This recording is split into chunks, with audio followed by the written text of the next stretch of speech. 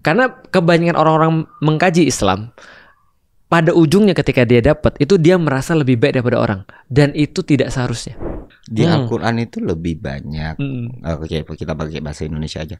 Di Al-Quran itu lebih banyak hai umat manusia daripada hai orang-orang beriman. That's why Islam itu diturunkan untuk melengkapi hal-hal atau untuk menjadi pedoman hidup, bukan cuma untuk orang-orang beriman, Betul. bahkan untuk orang-orang yang tidak beriman. Iya, mereka Jadi, dapat benefit. Iya, mereka dapat. Jadi sesuatu yang sifatnya sangat-sangat universal. Bukan terlalu. Gua tahu, gua seperti ini Pramudia. Enggak, rasa algul bener nggak sih? Radikal sejak pikiran. Iya, benar. Nggak ada bedanya nih sama Muso, sama Malaka. Iya. Cuma spektrumnya berbeda aja. Iya benar. Benar. Rasa algul cocok. No. Enggak, bukan rasa algul. Benar, Malaka, Muso itu radikal sejak pikiran. Jadi Ustaz Felix itu the true radikal dan he proud it. Jadi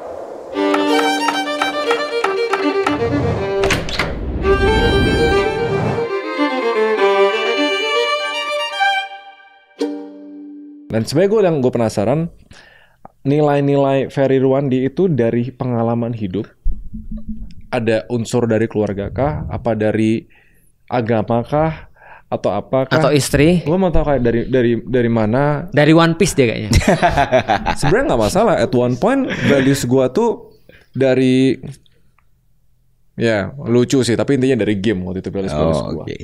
Kayak heroism gitu-gituan, makanya ego gue gede. Makanya gue idealis. Kelihatan sumbernya dari mana gitu. Ya. Emang ego gue di sana gitu loh. Ferry Irwandi dari mana ego? Dari mana value-nya? Nilai-nilainya. Nilai-nilai dari mana ya? Gue baru ngomong sama istri gue dalam satu pertengkaran. Oh, baru bertengkar. Oh, kita bertengkar. Jadi gimana terus. Jadi acara gibah nih kita. Bagus. Nggak Bagus gini. itu. Ya, dalam satu percakapan gue bilang tujuan hidup gue tuh cuma simple sih kalau ditanya apa yang mendasari atau jadi backbone semuanya. Ya gue cuma pengen keren di depan pasangan gue cuma pengen keren di depan anak gue. Jadi suatu hari diceritakan sebagai sesuatu yang keren. Itu jadi kayak ada manga namanya Hajime no Ippo. Ya, aku baca. Legendaris sekali itu di volume 15. Waktu itu Eiji Date. Dia udah tua. Ya. Jadi juara nasional Tinju. Jepang sebelum Ippo kan, yang ngalahin Ippo pertama gitu. Terus dia ketemu Ricardo, juara WBL. Ya. Terus orang nanya, padahal lu tuh udah enak udah jadi juara nasional aja, umur lu juga udah ngapain lagi? Kenapa lu ngelawan Ricardo? Pas sebelum KO terakhirnya dia bilang, ya dia cuma pengen dilihat sebagai pria yang keren di depan istri dia. Ya. That's it. Jadi gue nggak punya, makanya tadi makin kesini kan gue makin terbuka dengan apa yang gue pikirin. Gue juga sempat ngerasa kepada teman-teman semua atau orang-orang yang nonton gue atau yang follow gue, tolong jangan look up ke gue gitu loh. Gue punya banyak. Kalau yang kalian tahu tentang gue tuh cuman sedikit dari gue yang sebenarnya. Yang mana gue yang sebenarnya itu jauh lebih buruk dari yang lu pikir gitu. Sudah pasti. Sudah pasti. Kita semua. Tapi aku nggak bisa bilang kita semua. Aku bisa menyuarakan apa yang karena aku ngerasa Ustaz Felix dan Raymond adalah salah teman-teman akrab. Aku bisa bilang akrab. Aku bisa ngomong apapun gitu loh. Dan aku ngerasa aku melihat lebih banyak hal yang baik. Nah, tapi di diriku sendiri aku objektif, bukan berusaha untuk kayak gimana ya. Aku banyak buruknya. Jadi jangan look up ke gua, jangan melihat gua tinggi. Kalau lihatlah sebagai kawan, bukan lihatlah sebagai pemimpin atau inspirasi, lihatlah sebagai kawan. Dan kalaupun pilihannya, gue lebih ngerasa lebih nyaman kalau lu lihat lebih rendah gitu loh. That's it. Jadi kayak dari situlah semuanya kebangun kan. Apa hal yang kira-kira bisa bikin anak gue bangga atau apa? Dan walaupun tidak selalu berhasil, walaupun tidak selalu sukses, walaupun banyak kacaunya, banyaknya, cuman karena manga panel itu akhirnya gue berpikir, oke, ini mungkin harus gue lakukan. Mungkin gue lakukan waktu SMP. Gue ngeliat teman di depan gitu, di depan gue nggak terlalu kenal sama dia. Gue nggak tahu nama, gue tahu nama dia pasti sekelas. Gue nggak pernah berbincang. Terus gue kepikir setelah baca Hajime no Ippo itu, gue pikir 30 tahun lagi ini orang bakal bangga nggak pernah kenal sama gue ya. Dia bangga nggak pernah sekelas sama Ferry Irwandi. Iya, hal-hal itu kan sifatnya. Jadi kayak dan itu magical. Dan rasanya ketika 20 tahun kemudian itu tuh rasanya magical. Baru kemarin gue posting posting sesuatu di TikTok, konten simple banget, terus temen SMP yang kita sama-sama tahu tidak ada masalah, tapi bukan temen nongkrong atau apa, tiba-tiba dia komen, ini Ferry Irwandi, ini temen SMP gue, bla bla bla. Dari dulu orangnya kayak gini. Man, that's it. Kalau aku malah dia, ini bukan temanku. Felix siapa? Dia dulu nggak begitu dulu. Walaupun sesimpel itu sebenarnya kan responsibility-nya sangat berat. Betul. Berarti Naruto dia. Enggak juga Ustaz. Berarti lu cocok masuk server Hokage lu. Lama-lama nanti aku jadi ini lagi. Jadi apa? Jadi apa? Hunter x Hunter itu. Iya. Aduh. Apa yang pakai kacamata ya? Pemeran utamanya? Yang kacamata? Hah? Killua. Weh, akhirnya ada yang lu tahu. Kalau gue masih setia sama Batman. Iya, Batman. Gak tahu kenapa. Karena dia merasa begitu, Prince of Darkness dia. Tapi itu keren loh. Maksudnya itu kan instan ya. Adalah sesuatu instan. Karena itu paling mudah sih. Kita nggak mau malu di depan anak-anak. Itu paling mudah. Tapi gue penasaran soalnya kayak gini. Ini terjadi dissonance. Simple goal, grand actions. Asik. Biasanya soalnya untuk menjadi Ferry Irwandi dan ngelakuin apa yang lo lakuin sekarang itu sangat dikit yang bisa. Grand actions didasari dengan simple goals. Kalau gue harus assume simple goal, simple action. Ya, yang paling sering kayak gitu. Tapi apa yang mendasari simple goals lead to grand action? Grand actions. Karena basisnya berarti pengen ada under expectation and over delivery. Dan gue masih belum nangkep story-nya sih. Kayak kenapa pengen grand actionnya sampai over deliver terus dan to the point selalu pengen under expect orang-orang sekitar. Orang-orang sekitar tuh jangan expect too much lah of Ferry gitu. Tapi what you're doing itu tuh menurut gue safe to say di Indonesia nggak ada yang bisa ngelakuin kayak gitu. Yang punya strength sama amount of defense, kalau misalnya seandainya ada polarisasi, lu nggak bakal bisa diserang gitu. Tapi it comes from simple goals. Menurut gue masih belum dapat values-nya nih. Gue tahu. Apa? Gue mau jadi juru bicaranya dia. Lucu banget. Nanti akurasinya boleh ditebak berapa persen. Coba gimana? Dia kan bilang kan simple goals itu tidak seharusnya ngelit pada grand actions. Iya. Karena bagi lu itu simple. Bagi dia istrinya tuh dunianya. Bener nggak? Yap. Kalau salah awas gue bilang salah, lu udah bilang gitu. Kalau ribut lagi Mbak kalau salah Mbak.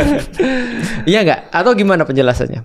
Gini, sebenarnya kan lebih general ya, kayak hal-hal seperti itu muncul dari kecil nih. Iya. Hal-hal seperti itu tuh muncul dari kecil, kayak apa ya purpose gue dalam hidup ya? Apa ya tujuan? Semua orang kan pasti mempertanyakan hal yang sama. Aku pengen jadi Dragon Ball waktu. Karena istri dan anak itu orang terdekat ya. Dan kadang itu juga yang bikin semuanya tuh jadi berbalik ketika gue melakukan sesuatu yang mengecewakan atau menyakiti atau hal-hal yang tidak proud lah ya. Iya. Dan ya hal yang kontradiktif dari itu setelah ya banyak lah. Hidup itu sangat kompleks sekali. Nah, sebenarnya kenapa tindakan-tindakan itu terlihat sangat grande? Kenapa tindakan itu bisa besar sekali? Karena tujuannya simple. Tujuan yang simple itu akhirnya membebaskan banyak hal dalam diriku untuk melakukan sesuatu. Tidak terbebani apapun dalam tujuannya. Tujuannya cuma mau keren kok. Jadi kayak di Law of Wacky itu si Anon itu tahu gue Law of Wacky. Law of Wacky nonton ya. Jadi antagonis terakhirnya itu kan si Anon ya. Anon itu mau meratakan semuanya, cuma cita-citanya sederhana. Gue cuma mau menikmati dunia di mana gue bisa berjalan lurus dan semuanya hilang. Dia tuh Thanos sebenarnya. Enggak gitu. Salah lagi ya gue. Ini ngadu villain nih. Thanos itu simple apa tadi? Apa? Simple goals. Grand actions. Bener. With grand resources. Thanos berarti lu. Dia cuma pengen bertani loh dan hidup bahagia, ya kan? Dan akhirnya dia bertani betul kan? Lu coba lihat, abis dia nyetekin itu, dia pergi ke Lewiliang itu. Nah, ini menarik nih karena Ustadz Felix nyinggung Thanos. Justru di komiknya lebih grande lagi. Kalau di filmnya Thanos tuh lebih filosofis kan, Ya, mau keseimbangan dunia, harmonis. Benar-benar. Di komiknya Thanos melakukan hal yang jauh lebih gila dengan alasan yang jauh lebih simpel. Apa? Gue nggak baca soalnya Thanos di komik. Thanos itu jatuh cinta sama Dewi Kematian namanya. Nah, berarti bener lu Thanos. Dia cuma jatuh cinta sama Death, dan untuk membuktikan cintanya sama Death, dia membunuh sebanyak apapun. Sampai dia cuma tidak. Gue nonton. Serius? Iya. Nggak ada tuh filosofi, dan that's the villain. Ya kan gue bilang cuma 2 orang yang nggak bisa diomongin, orang bodoh, orang bucin. Sama dia Thanos. Thanos bucin. Dan akhirnya tahu nggak lebih plot twistnya? Death-nya jatuh cinta sama Deadpool. Oh iya. Apa? Iya, Death-nya jatuh cinta sama Deadpool. Malah jatuh cinta sama Deadpool. Dan akhirnya Deadpool dikutuk untuk gak bisa mati supaya gak ketemu Death. Sedih banget. Gak usah Thanosnya sedih banget. Aku nonton Infinity War langsung berpihak pada Thanos loh aku. Aku malah ketika nonton Avengers sebagai orang yang ngikutin komiknya dari kecil, aku kecewa. Ini is not my Thanos gini. Ini is not my Thanos. My Thanos harusnya tidak bucin. Peduli dengan filosofi keseimbangan dunia ini. Iya, sustainability, balance nggak ada. Dia bukan SW, bukan SJW dia. Dia cuma gue jatuh cinta sama tengkorak. Udah untuk membuktikan cinta gue bunuh satu alam semesta supaya dia demen. Iya, karena tengkorak kan. Iya, tengkorak.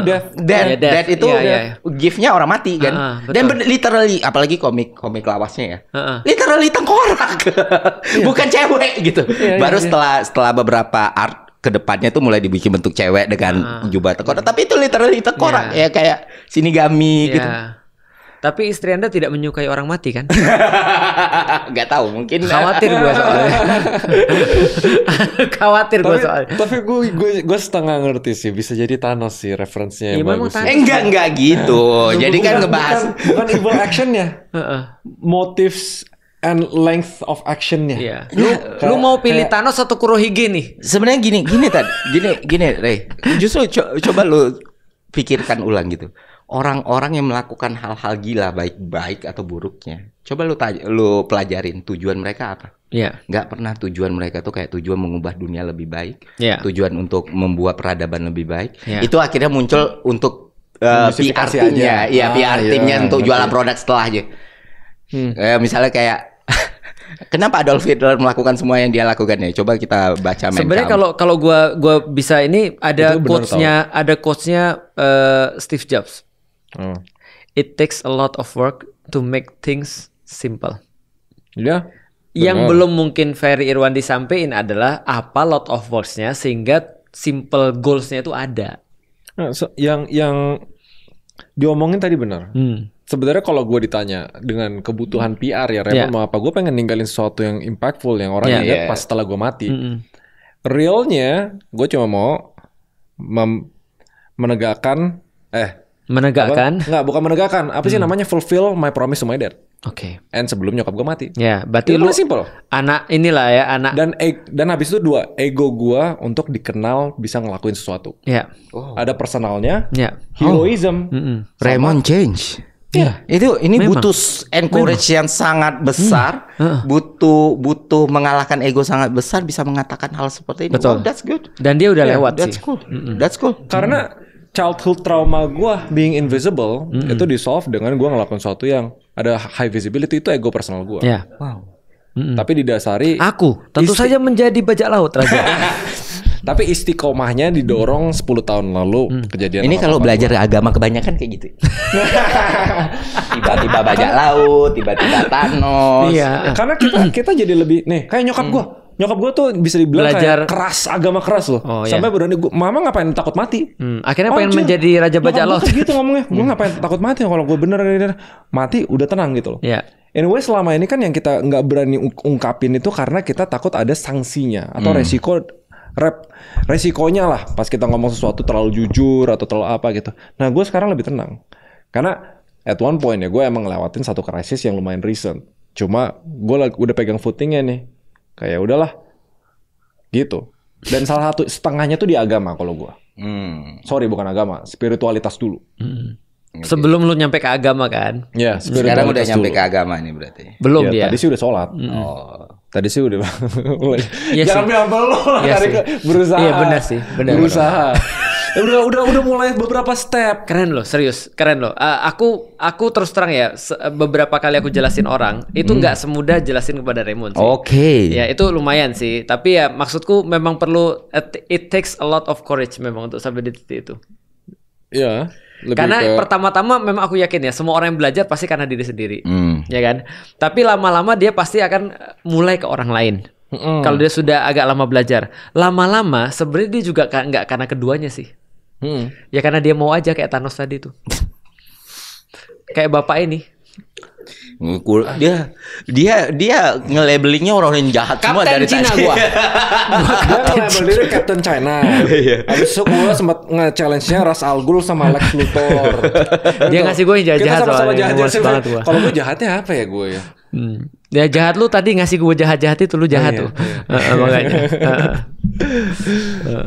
Tapi kan ya in What If kan kayak orang jahat pun di Marvel kan ada series baru namanya What If.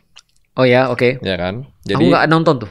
Nah, itu dimana kadang orang baik jadi orang jahat jadi orang baik karena different circumstances dan dari background yang berbeda.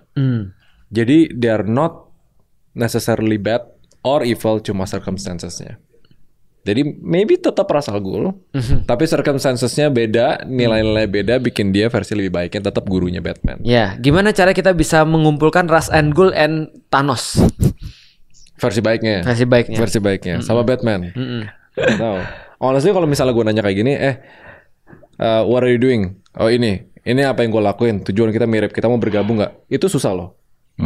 Karena kita bukan sesimpel orang jahat di satu ruangan yang cuma cari duit. Kalau gitu tanya lagi ke Ferry Irwandi. Terus gimana caranya supaya kita lebih fleksibel? Supaya bisa kayak orang jahat nih, yang sekarang lebih fleksibel daripada orang baik. Melancarkan aliansi antara orang baik. Caranya gimana? Jawaban simpelnya jadi orang jahat aja udah. Memang Thanos dia, gue udah bilang. Itu benar. Apa sih susahnya gitu? Ya udah gue jahat. Lu mau join atau enggak? Nah, karena gue tuh udah nggak lagi dalam konsep jahat dan baik gitu. Ya, susah untuk mendefinisikan. Gue punya pertanyaan untuk kalian berdua deh. Kalau misalnya orang yang paling baik ke lu adalah orang yang paling jahat di dunia dan lu punya kesempatan untuk menghabisi orang tersebut, dan ketika orang itu mati itu akan memberikan banyak manfaat untuk orang lain, tapi ketika orang itu hidup dia adalah satu-satunya manusia yang peduli sama lu, apa yang akan lu lakuin? Ada orang jahat, dia paling baik sama kita. Iya. Terus dia berbuat jahat. Dia sangat jahat dengan orang. Ya kalau kita bunuh itu bermanfaat buat banyak orang. Kalau gua?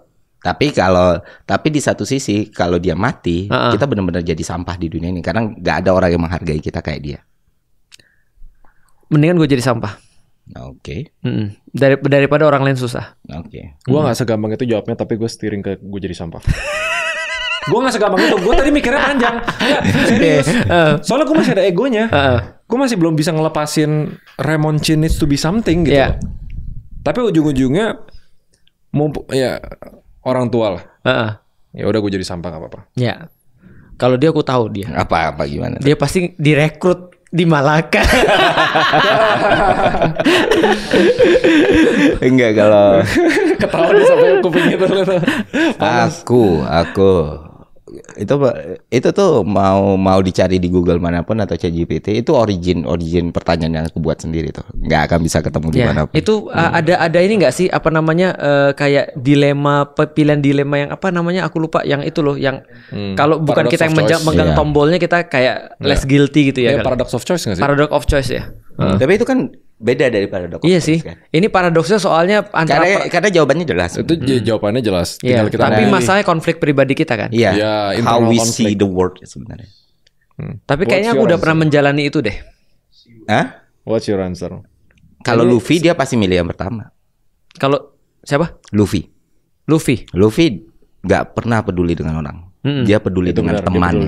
Iya. Benar. Dia akan betul. Nakama. That's it. Tapi kan dia dakwai dulu tuh. Enggak lah, yang dakwah Naruto tadi. Bacot no jutsu ya.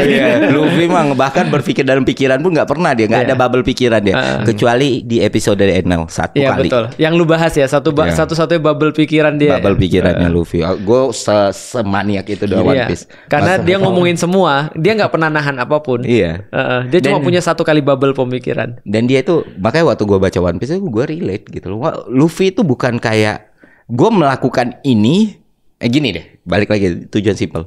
Luffy ngacak-ngacak Wano karena temennya si Tama itu nangis. Iya. Karena lapar. Kok ya bisa temen yang ngasih gua makan ini lapar. Tapi temennya Luffy gak pernah nyusahin orang loh. Banyak lah yang nyusahin Tad. Masa? Iya. Usopp nyusahin. Zoro bukan, gak pernah kayak bunuhin orang gitu maksudnya. Kayak gara-gara dia orang-orang susah gitu maksudnya. Iya. Ya, tapi kan di awal semuanya gini. Di awal kan semuanya dianggap sebagai Zoro dianggap sebagai pemburu, seorang yang kejam, Nami dianggap sebagai penipu, Usopp dianggap sebagai pembohong. Frankie orang terbuang, Nico Robin musuh dunia. Kita baru tahu mereka tidak problematik setelah gabung sama Luffy. Betul. Nah, itulah kira-kira.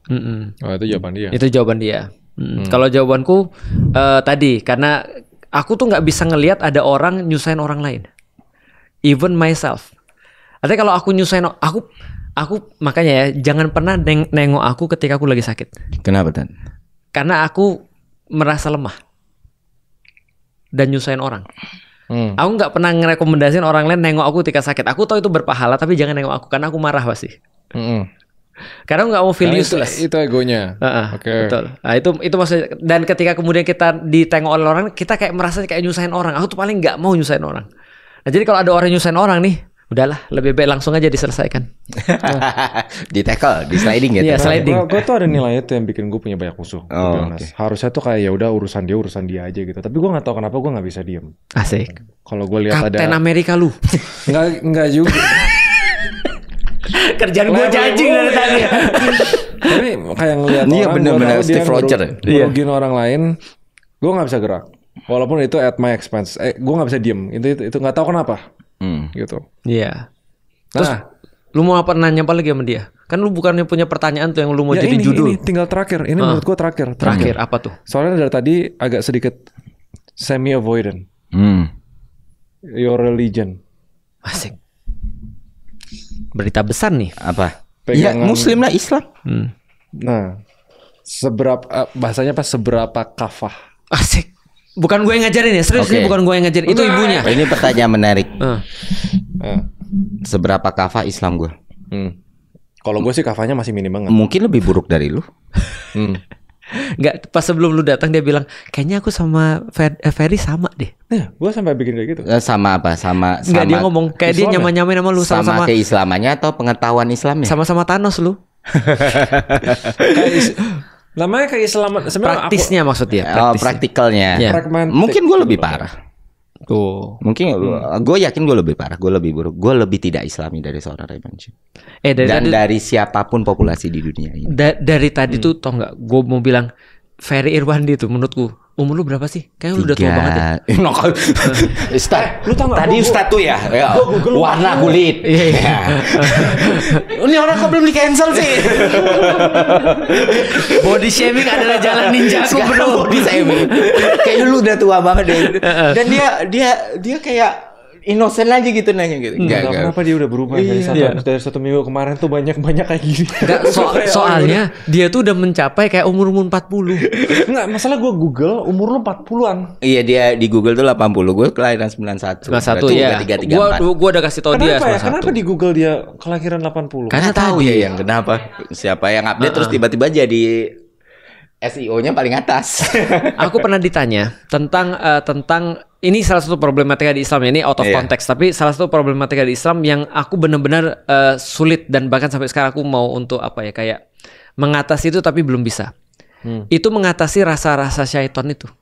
Karena kebanyakan orang-orang mengkaji Islam pada ujungnya ketika dia dapat itu dia merasa lebih baik daripada orang dan itu tidak seharusnya. Aku bilang kok bisa ada orang, aku soalnya pernah ketemu orang datang ke masjid nangis bro, tatuan semua. Karena dia merasa kayak lu, semua di masjid itu lebih baik daripada dia. Makanya dia nangis. Aku bilang itu justru yang kita cari. Sedangkan orang-orang yang mengkaji nih kadang-kadang dia merasa dia lebih tahu daripada semua orang, sehingga boleh untuk ngeritik orang, boleh untuk ngejudge orang, boleh untuk ngomongin orang dan segala macam. Nah ini perasaan orang-orang tua nih. Karena yang masih dia potentially a better Islam than most people. Dari segi itu ya. Dari iya. Aku nggak bisa bilang dia lebih baik juga sih, karena dia pasti nggak mau. Tapi yang aku bisa bilang itu goals orang Muslim adalah merasa seperti itu. Goals ya. Walaupun aku nggak bisa bilang dia lebih baik ya, karena kan dia sudah bilang dia lebih buruk. Kalau gue cuma have one problem. Apa? I don't do rituals. Dia mau nyari temen. Enggak, bukan nyari teman, tapi mau nyari solusi. Apapun itu ideologi, I don't do rituals for the sake of rituals. Ya, Ferry Irwandi sama nggak katanya? Aku nggak tahu, aku bilang tanya aja nanti. Kalau gue selalu mempertanyakan tuh sampai sekritis mungkin, dan beberapa gue masih belum puas. Dan selama gue belum puas, gue belum bisa ngelakuin sepenuhnya, dan gue akan cari terus jawabannya. Kalau gue kayak gitu, makanya Islam gue memang belum kafah. Terus pertanyaannya ke gue, apakah gue melakukan ritual? Wah tidak, saya tidak melakukan. Kan dibilang Islam saya seburuk-buruknya manusia gitu. Tapi gue lebih tenang tuh gara-gara gini. Tapi nggak tahu benar atau enggak ya. Iya. The fact that gue nggak ngelakuin ritual sama sekali, tapi beberapa pemahaman gue tuh ternyata gue sadar adalah nilai-nilai Islam, tapi gue nggak sadari, bikin gue punya hope. Dibanding orang-orang yang selama ini kenapa lu nggak sholat, kenapa lu nggak puasa, kenapa lu makan babi, kenapa lu apa gitu, malah bikin gue pengen menjauh. Ya. Nah jadi yang judging ya. Jadi sekarang yang gue cari adalah apa nilai-nilai Islam yang kalau diaplikasi di dunia nyata adalah hal yang baik, dan gue fokus di sana. Baru ritualnya mengikuti. Kalau gue kayak gitu. Sekarang my stance on agama, makanya gue sendiri nggak terlalu kayak agama adalah segalanya. Tapi agama jadi beberapa jawaban yang gue nggak bisa jawab dengan logika. Oke, sorry deh, gue nanya. Ketika ditanya, ada seseorang bertanya kepada lu, apa itu Islam? Apa yang bakal lu jawab? Kepercayaan. No. Pedoman kepercayaan. Islam itu rahmatan lil alamin. Apa? Rahmat bagi seluruh alam. Bukan cuma buat umat manusia, tapi seluruh alam. Nah, berarti dia lebih Islam daripada gua. Ya kagak. Kan bukan. Gua nggak tahu itu. Tapi gua nggak bisa bilang begitu karena dia bilang nggak. Enggak. Tapi lagian ya nggak perlu dikompar juga siapa yang lebih Islam gitu. Iya, ngapain lu nanya gitu. Nggak apa-apa. Karena gini, itu menarik karena balik lagi ya. Definisi tentang Islam itu ternyata berbeda-beda kan ya. Dan dari satu orang aja diverse dari time to time kan itu kan ya. Artinya ketika aku masih kecil, ketika aku ditanya misalnya, bukan masih kecil, ketika baru masuk Islam, aku ditanya Islam itu apa definisinya? Aku nggak ragu menjawab Islam adalah agama yang paling sempurna. Tapi ketika aku sekarang ditanya tentang Islam, aku jawab itu respons kita terhadap hidup. Respons kita terhadap hidup. Iya, itu Islam. Jadi Islam tuh ngajarin respons terhadap hidup. Bagi Ferry itu adalah sesuatu yang bersifat tadi rahmat bagi seluruh alam. Dan itu memang nggak bisa didebat karena itu adalah tadi from our standpoint of view kan, view kita dari standpoint kita adalah Islam tuh begitu. Dan itu nggak pernah salah. Di Al-Quran itu lebih banyak. Oke, kita pakai bahasa Indonesia aja. Di Al-Quran itu lebih banyak hai umat manusia daripada hai orang-orang beriman. That's why Islam itu diturunkan untuk melengkapi hal-hal atau untuk menjadi pedoman hidup, bukan cuma untuk orang-orang beriman, betul, bahkan untuk orang-orang yang tidak beriman. Iya, mereka dapat benefit. Iya, mereka dapat. Jadi sesuatu yang sifatnya sangat-sangat universal. Nah, ketika kita mempelajari Islam dalam kaidah seperti itu, kita pelajari dalam sisi ekonominya, kita pelajari dalam segi berpolitiknya, tidak ada politikus yang lebih hebat dari Rasulullah SAW. Yang mana kekuasaannya bahkan bertahan lebih lama dari menggulkan. Itu harusnya kebahasan gua. Agak kurang sih Ustaz, kebanyakan. Demen gua. Lebih lama daripada menggulkan. Oke. Jadi sebenarnya justru sebaik gini. Dulu bapak gue tuh pernah ngomong kayak gini. Ya orang Minang kan. Iya, orang Awak. Orang Awak biasa. Pakai bahasa Minang lah. Pakai bahasa. Kalau lagi bekerja lah kayak kalau hidup 1000 tahun gitu. Oke. Beribadah lah kayak kalau mati besok. Iya. Itu perkataan ulama. Yang aku bilang tadi, orang-orang muslim itu menjadi yang unik karena dia beda dengan peradaban-peradaban yang lain. Kalau peradaban yang lain kan ada yang benar-benar cuma ibadah doang, religius gitu Mas. Ada yang cuma bekerja doang, Islam enggak. Islam memadukan. Kalau bekerjalah seolah akan hidup 1000 tahun, kalau beribadahlah seolah akan mati besok. Dari Papa? Bukan, itu dari ulama, itu ajaran ulama. Oh. Tapi dikata oleh bapaknya Ferry Irwandi. Yang kebetulan itu sebelum jadi dosen hukum adalah guru Muhammadiyah. Nah, kakekku ikut diriin Muhammadiyah. Iya. Nah, ada satu cerita yang mungkin bisa seru sih kalau diceritain ke Raymond. Karya dari Aan Nafis, namanya Robohnya Surau Kami tahun 1950. Aku baca tuh. Karena jadi tugas pas SMP. Sastra. Aan Nafis. Jadi Robohnya Surau Kami itu, diceritakan ada ulama nih. Diceritakan ada orang-orang pandai, orang-orang. Yeah. Kalau diceritain panjang kayaknya malah jadi menit. Oke, gue coba simpel lah. Gini. Jadi ada cerita bahasa bayi. Ada bahasa bayi. Jadi bahasa ada cerita panjang biasanya. Ada nih seorang penjaga musola namanya Ajo Sidi nih. Kerjaannya dari lahir sampai meninggal nih. Ya udah ngurusin agama aja toh, sholat, puasa dengan segala macam. Gak ada dia peduli duniawi gitu. Gak ada peduli duniawi. Terus dia meninggal. Nah si Ajo Sidi ini meninggal udah pongah lah dia kan. Wah gila, masa gue masuk neraka sih gitu. Ini gue simpelin ya, karena bahasa karyanya Aan Nafis itu indah sekali secara sastra. Nah ketika udah sampai di hari penghakiman akhirat, dia udah nggak sabar. Wah nanti gue masuk surga berteman dengan ini nongkrong bla bla bla bla bla. Jadi, nah akhirnya masuk lagi giliran dia. Dibaca sama malaikat, udah masuk neraka kamu, kata dia. Kaget lah si Ajo Sidi kan. Iya. Ngapa gue masuk neraka ya, kata dia. Terus pas di neraka, wah dia bentuk koalisi nih, bentuk pergerakan dengan orang-orang alim ulama lain nih yang dia tahu masuk neraka juga. Masuk neraka juga. Gak betul Tuhan ini, kata dia. Iya. Masa kita yang udah ikutin semua perintah masuk ke sini, orang seumur-umur gua jaga musola. Iya, jaga musola, nggak ada gua peduliin apapun ini. Kita demo, kata dia. Iya. Demo lah orang-orang beragama ini. Kenapa? Ini disikat. Pokoknya ada lah dinamika. Pokoknya disikat. Terus Tuhannya bilang, kamu lahir di mana? Di Indonesia. Bukannya di Indonesia itu udah punya tanah yang subur nih. Kamu udah lahir di iklim tropis nih. Kamu udah bisa ngapain? Apa yang kamu lakukan? Jaga masjid. Jaga masjid. Menyebut namaku tiap saat. Aku tidak butuh disembah seperti itu. Kalau cuma butuh disembah seperti itu, aku punya malaikat, katanya. Aku minta kamu jadi khalifah di bumi itu, merawat bumi itu, berkeluarga, memenuhi kebutuhan keluargamu. Kamu pikir aku cukup dengan hal seperti ini? Dan akhirnya karya Nafis itu jadi kontroversi di antara banyak. Tapi sampai sekarang everlasting, karena itu dibuat tahun 50-an. Dan ternyata orang jadi tahu kan bahwasanya justru itulah agama yang sebenarnya. Iya, itu yang sebenarnya. Tapi bro, yang kita lihat adalah yang tadi orang-orang yang dalam tanda kutip diceritakan masuk neraka tadi.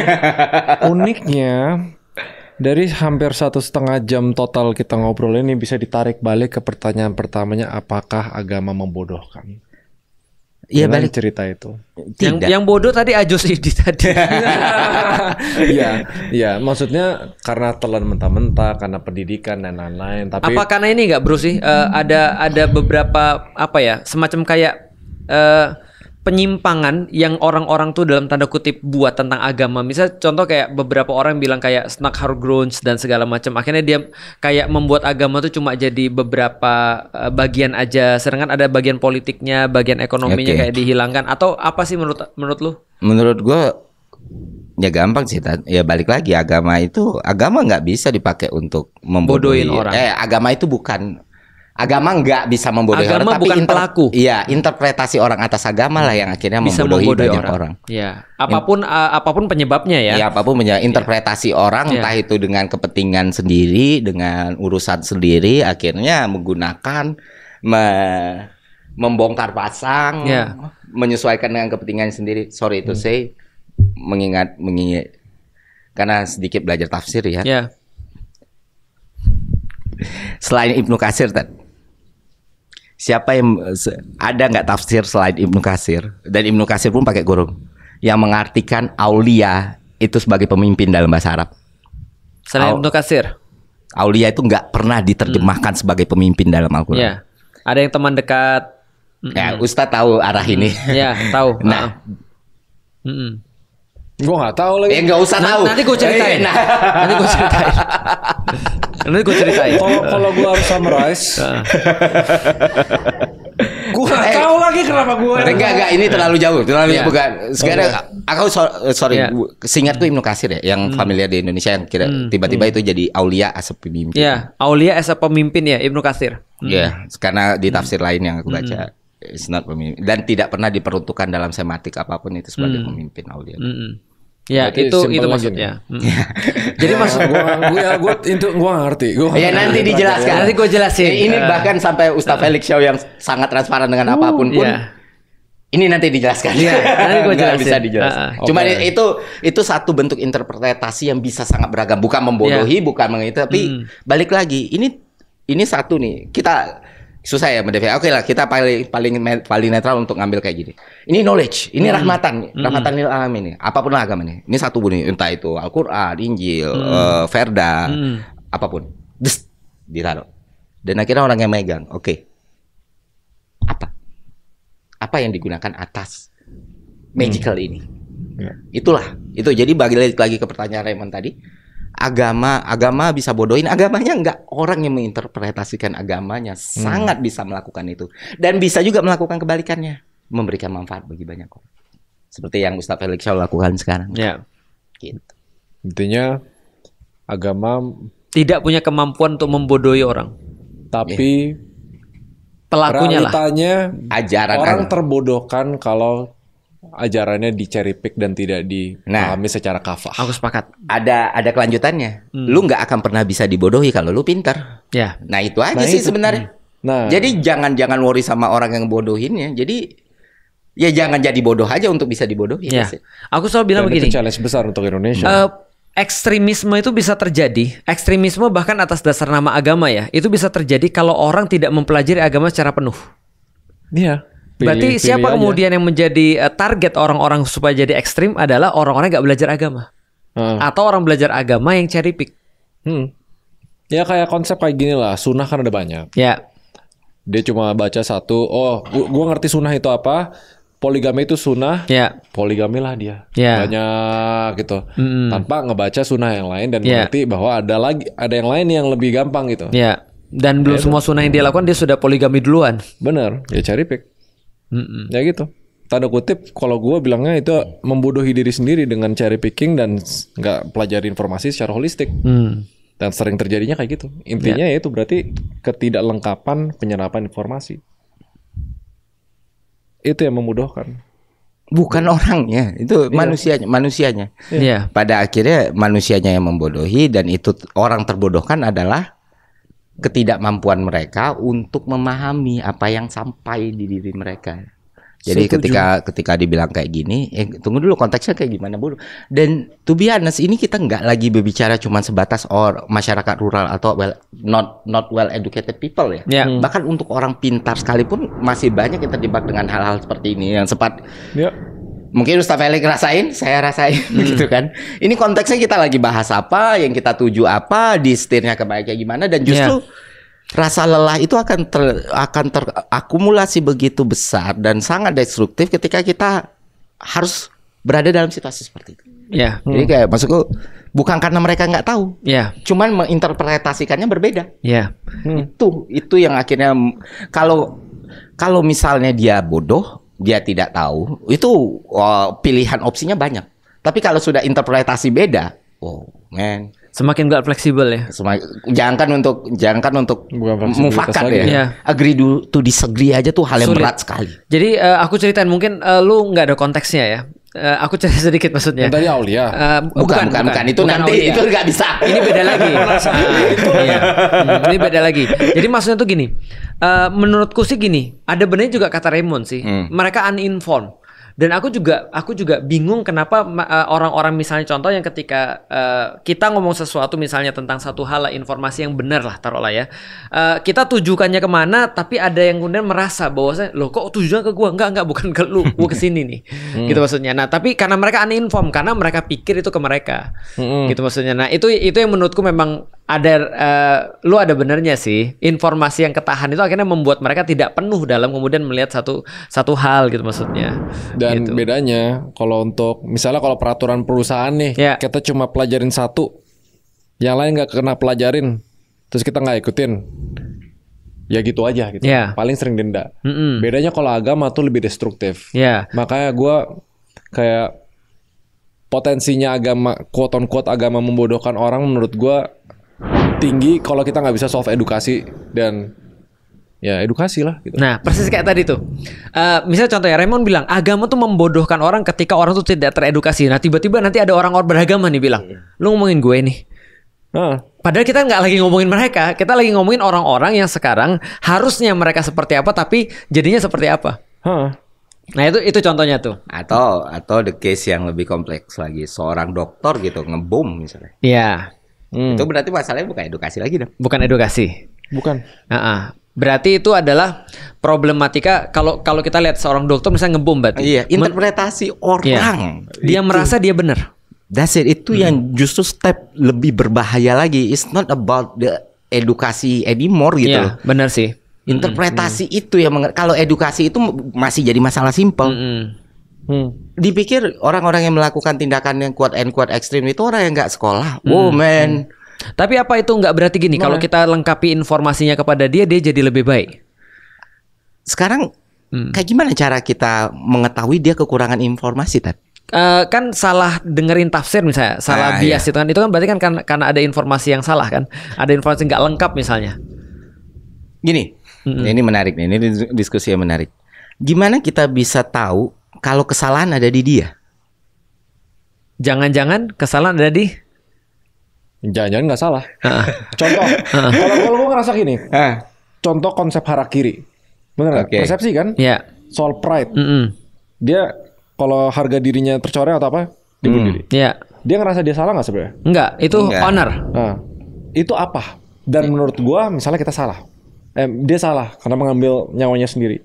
Di mata kita berdua dia nggak salah, dia ngerasa dia nggak salah, ngerti nggak? Iya, itu kan contohnya kan. Makanya balik lagi interpretasi itu, karena orang mengartikan itu bisa aja sebenarnya yang kita pahami sama persis nih, yang aku Ustaz Felix atau Raymond pahami persis, tapi kita tahu persis secara literal, kita tahu persis, tapi pemahaman kita atas ini bisa berbeda. Benar. Dan bukan lagi soal salah dan benar kan. Nah itu contoh paling nyata lah. Contoh paling gue ngasih contoh paling dekat-dekat aja ya.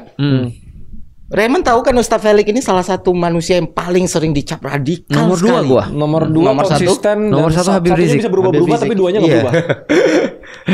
Dan nggak apalagi Felix Show Twitter era Gue dikasih taunya batik era, gue dikasih taunya. Batik era, Twitter era sama. Iya, itu luar biasa sekali. Tapi apakah lu merasakan bumbu-bumbu ancaman di situ? Radikalisme di situ? Radikal kan sesuatu yang radikal atau lu merasa ketidakadilan? Ekstrim. No man. Kita bisa ngobrol dengan Ustaz Felix Show berjam-jam gitu. Dan Ustaz Felix Show pun udah bisa nakar. Gue ada sama dengan dia ini dan gue nggak bisa sama dengan dia ini. Gue ada sama dengan dia ini dan gue nggak bisa sama dengan dia ini. Artinya balik lagi di pembicaraan paling awal ini soal betapa pentingnya fleksibilitas untuk tidak menimbulkan bom nuklir, perang, kejahatan dan lain sebagainya. Atau sekadar menimbulkan aliansi. Atau untuk tujuan bagusnya, betapa pentingnya itu untuk get something gitu.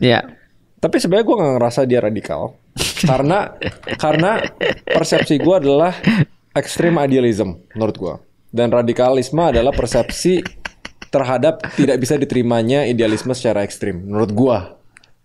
Makanya kalau ditanya tentang stretchnya itu, toleransinya loh. Menurut gua rendah banget. To the point di mana nilai-nilai yang terlalu kuat dan nggak bisa digoyahkan itu dimispersepsi sebagai radikalisme. Tapi itu gua nangkep dan gua tahu kenapa dia dapat title radikalisme. Kenapa coba? Terlalu keras menyerang. Enggak, bukan itu. Stance-nya itu. Enggak, bukan itu dia radikal, Raymond. Dia radikal. Misinform sendiri nih. Gua radikal dari dini kayaknya. Bukan terlalu. Gua tahu, gua seperti ini Pramudia. Enggak, rasa aku bener enggak sih? Radikal sejak pikiran. Iya, benar. nggak ada bedanya nih sama Musso, sama Malaka. Cuma spektrumnya berbeda aja. Iya benar. Benar. Ras Al Ghul cocok. No. Enggak, bukan Ras Al Ghul. Benar, Malaka, Musso itu radikal sejak pikiran. Jadi Ustaz Felix tuh the true radikal dan he proud it. Jadi nggak perlu lu kurangin gitu. Gue malah ngerasa radikal sih. Karena lu mengartikan radikal karena dia terlalu keras. No, dia itu lembut. Mungkin pemahaman gue tentang radikal itu beda ya. Karena kalau misalnya Malaka radikal. Malaka radikal. Gua sampai sekarang radikal. Oh man, Malaka sangat radikal. Makanya dia sampai berapa tahun sampai dicabut. Dia jadi aku lu tahun 50-an itu udah jadi pahlawan nasional. Soalnya kan meninggal dieksekusi ABRI kan. Betul. Gue ngerasa moderat. Moderat malah ya.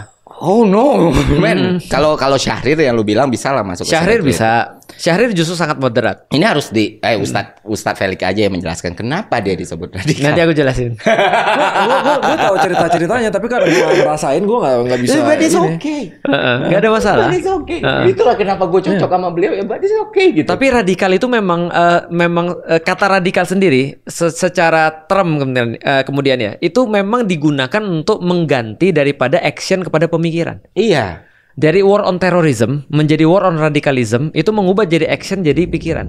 Jadi sekarang pikiran bisa dinilai orang radikal semenjak 2008 itu. Ketika Obama jadi presiden dia kemudian langsung speech kan. Sekarang kita bukan hanya perang melawan terorisme tapi kita radikalisme. Sama kayak gini. Tadi ya kayak konteks radikalisme sama kayak anarkisme itu sekarang diartikan dengan definisi yang sangat berbeda sekali. Betul. Dengan definisi aslinya. Iya, dengan definisi aslinya sebagai bentuk peyoratif atau bentuk diskredit atas sesuatu yang jauh banget nih dari apa yang dipahami orang sebagai orang yang mengaku dirinya anarko itu. Udah karena pembentukan definisi baru antara anarki. Akhirnya orang yang dicap anarko itu jadi negatif. Padahal anarko itu buah pemikiran atas sesuatu gitu. Itu terjadi bukan penyimpangan, perubahan distorsi makna. Dan itu juga baik yang mendistorsikan ataupun kadang-kadang juga yang melakukannya ya. Akhirnya melakukan itu. Dia mendefinisi itu aja. Gitu maksudnya. Contoh kayak sama kayak pendakwa lah. Pendakwa dulu dimaknai sebagai orang-orang yang mengajak kan sebenarnya. Sekarang dimaknai sebagai orang-orang yang judging. Seolah-olah dia harus menjudging orang, dia harus menentukan mana benar dan mana yang salah. Dia cukup mengatakan benar dan salah tanpa membimbing orang masuk kemudian ke dalam kebenaran dan seterusnya kayak gitu. Iya, sekarang persepsi pendakwah ya gitu. Hampir semua. Ustaz Felix Show tidak karena radikal tadi. Kecuali di zaman Twitter. Aku merasa begitu. Ustaz Felix Show yang dulu mungkin dulu kurang radikal. Iya benar. Kalau kita balik ke definisi. Oh man. Dulu aku tidak radikal. Dulu aku keras tapi nggak radikal. Nah, itu berbeda, Bang. Sekarang lebih radikal. Definisikanlah mana yang lebih berbahaya terserah. Siapa dulu yang mendefinisikan? Kalau pemerintah dunia wajar. Jadi makin bingung kan lu One Piece. Sangat berbeda antara keras dan radikal itu justru berbeda sekali. Salah satu orang paling radikal adalah orang paling lembut. Justru karena itu tadi. Radix itu artinya mengakar. Kalau akar itu berarti di sini ideas. Makanya kita semua kan sama kan. Ideas are free. Artinya people come and stay. People come and go. Ideas are staying. Artinya ideas itu sebenarnya yang dikatakan radix itu ya ideas, akar. Karena dia akan melahirkan pohon dan buah yang sama. Itu akar yang sama. Iya. Gitu. Gua nggak tahu title gua apa, gua nggak pernah disebut apa-apa. Calon radikal lu mentok-mentok enggak, gua nggak pernah dibilang radikal. Iya sih. Karena definisi radikal orang udah change. Udah berbeda sekarang. Radikal lu seolah-olah ya kalau sekarang gampangnya ya mengganti negara tuh radikal. Gue sih dibilangnya kayak kontroversial aja sih sama idealis atau nggak naif. Itu title yang sering muncul ke Raymond Chin. Yonko gue radikal. Iya, gue gak ada radikalisme. Tapi ya ini sebelum makin panjang. Ini kenapa kok gue tuh kan gue gak ngerti semua pop culture-nya anjir. Kita berbicara dengan bahasa isyarat. Gue dapet sense frenemies. Enggak, it's not frenemies at all. Kita ingin banyak sekali berbicara, tapi demi kemaslahatan. Tapi intinya ya itulah. Kalau orang-orang radikal ketemu tuh nggak berantem. Dia ini minum sake dia. Body sandwich dong berarti. Iya. Orang-orang radikal ketemu gak berantem. Iya, itu kesimpulannya sih. Ya udah. Udah, aku bisa timer nih. Ya, Aku bisa kan? setuju. Jadi makanya in the spectrum yang berbeda, gini, ada step by step kan dalam fase, dalam alam idea. Ya. Ada step by step yang akhirnya mempengaruhi tindakan selanjutnya. Ya, betul. Kayak misalnya Ustadz Felix tadi nyeritain bagaimana, aduh aku apa jantungan? aku Ustadz lucu banget soalnya. Sorry, maaf Tad kalau ini. Maaf sekali itu tadi lucu banget. Jadi sebenarnya ada alam idea. Nah, kita ambil sampel lagi Ustadz Felix deh. Yang tadi dia jelasin. Masalah dia di Twitter dulu keras tapi gak radikal. Akhirnya dia sekarang lembut sekali tapi makin radikal. Dan mungkin gak banyak orang yang bisa melihat dan mendefinisikan itu ya. Berarti dia ini udah di step selanjutnya, bukan dia. Ya, gue sudah sekarang jadi ini apa namanya jadi gear 5 gue. Udah sampai ke fase ini nikah. Ya. Kalau kemarin tuh kalau dulu kan baru memelarkan diri sendiri, ini sudah semua buat melar. Lu nonton One Piece nggak? Tuh kamu hapus nggak ngerti semua referensinya. Nanti gue jelasin. Tapi gue ngerti kalau itu live actionnya gue nonton. Intinya tuh justru ya. Someday, suatu hari mungkin akan ada fase Raymond Chin yang ngerasa yang udah di fase gue tuh nggak naif sih, dan bahkan lebih halus. Gitu. Tapi lebih mematikan karena akarnya lebih kuat. Akarnya betul. Radix itu akarnya lebih kuat, itu akan membuat semua yang di atas itu jadi lebih berubah. Karena akar kuat, lu nggak takut lagi angin sekencang apapun. Karena akar yang kuat, lu nggak takut lagi hambatan kayak gimana pun atau dekat dengan siapapun. Gue tahu akar gue kok. Akar lu kuat? Nggak tahu, gue sih ngerasa nggak punya. Soalnya dia ubur-ubur dia. Dia tidak berakar. Lagi ngomongin Ustadz Felix. Udahlah ini koalisi antara radikal. Gue di sini cuma sebagai moderator, dan sebelum ke extend makin panjang. Iya. Baik, kita respect waktunya dan terima kasih banyak. Makasih banyak Om Ferry Irwandi, semua juga. Aku mewakili netizen. Makasih juga buat konten-kontennya yang selalu memberikan pencerahan. Meskipun itu bukan untuk kita sebenarnya, itu cuma untuk bininya doang. Iya, untuk AdSense itu. Lu jangan nyangka. Jalan-jalan. Iya, lu jangan nyangka bahwa itu untuk lu. Jangan GR lu. Gitu. Itu cuma untuk bininya doang, udah. Jadi kita tahu ya bahwa Thanos bucin sekarang. Itu pelajarannya. Itu yang belum aku tahu. Serius, di komiknya dia bucin. Itu seru banget tuh. Nanti aku tonton deh. Tapi bisa relate kok. Bisa ya? Bisa relate. Apalagi Ustadz Felix sangat bisa relate. Gue berada di tengah-tengah. Ini The Felix and Ferry Show. This is The Felix and Ferry Show. Tahu nggak lu apa yang lu pelajarin? Orang depannya F tuh bahaya semua tuh. Ya memang makanya. Emang. Fokowi. Nah itu kan bahaya. Enggak ada. Faisam. Apaan sih? Nih offside. Ya udah. Nanti gue demonet. Oke, thank you semuanya. Oh, ini channel Raymond ya? Channel Raymond bukan gua. Oh ya Allah, lupa. Sorry Bang, ya udah. Banyak titit. Aman. Akar gua kuat. Enggak sih? Oh, Prabowo. Enggak, udah. Terima kasih banyak semua. Sebelum ini makin kemana-mana. See you guys in next episode.